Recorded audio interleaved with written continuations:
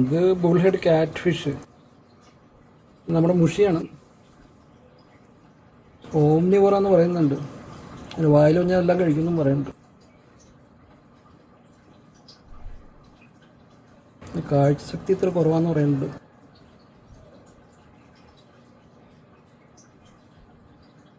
ഉം, 20 ഇഞ്ചിൽ നീളം വരെ വളരുമെന്ന് പറയുന്നുണ്ട്. ഞാൻ അക്വേറിയത്തിൽ എവിടെ കിടക്കണമെന്ന് നോക്കാം. ഇത് ഈ ഇരിക്കണവനാണ് നമ്മുടെ മുഷി.